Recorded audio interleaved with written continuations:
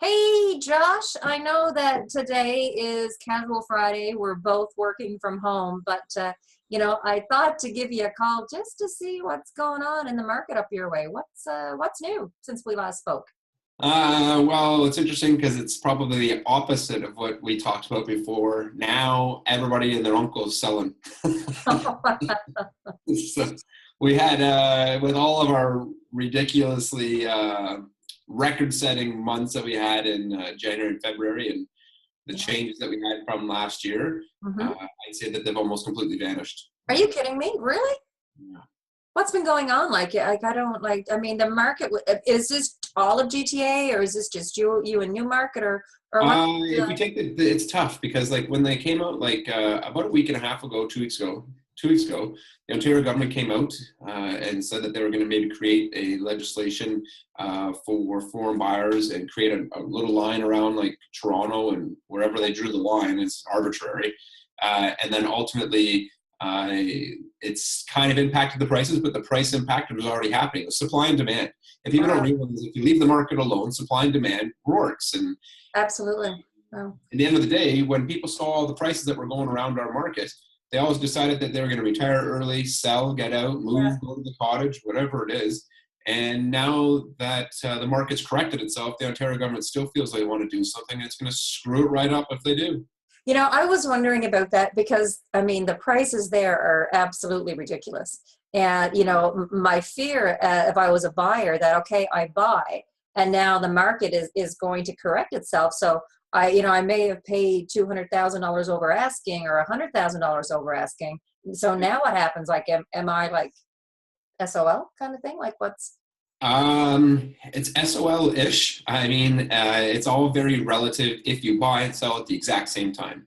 yeah, Uh, I have clients that bought in January and we sold in January.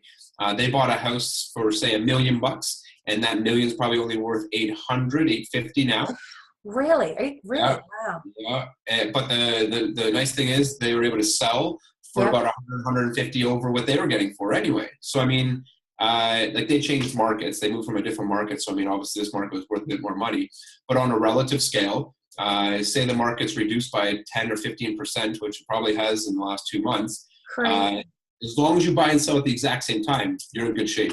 So how about those people who purchase in January, how long do you feel that they're going to have to hold on to that house before they can make any type of profit off of it now? Or do you know? A very long time, maybe. Wow. That Uh, happened to us here, in 2000, at the end of 2011, we had the contract, the ship start here. The market went into a frenzy. I mean, our market, we're pretty stable, and we had houses, I mean, get this, going for $45,000 over asking. Most houses weren't going that much. I think there was maybe one or two. I remember I had a property that year that went $12,000 over asking, but it was still like, it was nothing crazy like Toronto. And then when well, we we've found out, stopped. hmm?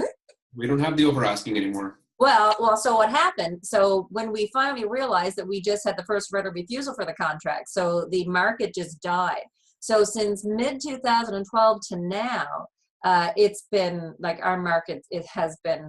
We're in a buyer's market with no buyers, and what we've seen now.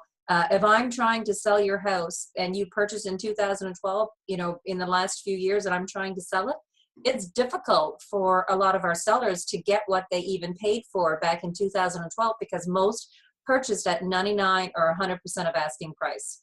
Mhm. And so like we're living that now, except not to the extent what the buyers are going to face in Toronto, because or in your market, new market, like that's a big loss. Yeah, not necessarily a loss, as long as you did it relatively at the same time. Yes, of course, yeah. So you don't lose. It's just the fact that you had to do it at the same time. We back in the early '90s, we had a big, huge boom here in real estate. People always talked about like later in the late '90s. Are we back at 1992 prices yet? And they try to use that as a benchmark year. Perhaps we just have benchmarks here, but realistically, the market is what it is. I mean, like it's Absolutely. it's kind of like a stock market. It's going to come up and down. It's going to move left and right. We have people moving out of the city to different places, and those markets are now inflating. But then realistically, give those a couple months when the Toronto money, so to speak, isn't moving out anymore. They'll probably soften a bit. I mean, it's a market, and I always tell people, don't buy and sell based on the market. Buy and sell based on your timing. Yeah. Well, you know what? That's always good time to buy here in Halifax. I'm just putting it out there. I know that this is the thing. When you say you're in a buyer's market, we're very much in a buyer's market now. We'll see how long the inventory lasts, because a lot of the inventory could just be people speculating to try and sell to see if they get the prices. But a lot of people, they missed the window a little bit because they didn't hurry up on the market, or they're reactionary and they're only selling now because they saw the prices, you know? Well, we're sitting at 11 months of inventory. So what that means, if no other house came to the market today, it would take us 11 months to sell everything that we have here. So it's, I can't remember the last time we've ever seen a 3-month inventory, or even what initially was in Toronto. So you're taking listings for 6 months minimum to get them sold. Yep. Absolutely. Absolutely. It's, I mean, some houses, I mean, I've had a lot of luck this year that I've sold houses within, or had offers within a day or two of listing. So I've been very grateful like that. But unfortunately, for most of our sellers, they are sitting. I think if you're not selling, you're on the market for about 145 days-ish, or maybe a little bit more, depending on what area of town that you're in and the style of home and everything. Like our condo market here as well, very, very slow.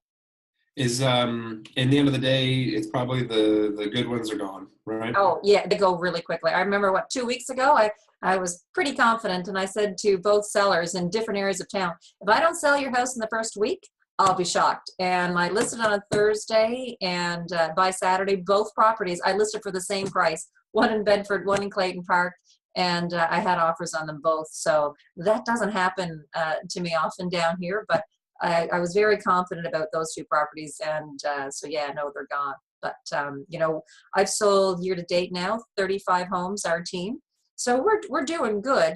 But you know, again, it's just about whoever you know, as a seller, whoever you're getting, is just to have patience, because the house may not move that quickly, which is unfortunate. Yeah, I've been giving the same advice to my clients. I'm saying to them, have patience, get your house ready to the point that it will be sold in a week. Take the time now, because when you hit the market, and the market knows what your house is. You're better to take the extra week or 2 weeks or a month, get it finished to the point that you spend the $1, you make $5, and then you come on the market, you get your price. But you got to be patient, you know, like the market's still going to be there. It's there tomorrow. It'll be there in 10 years. It'll be there forever. Absolutely.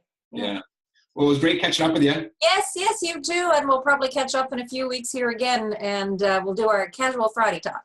For sure. All right. Awesome. Enjoy the weekend. Take care. Take care. Bye.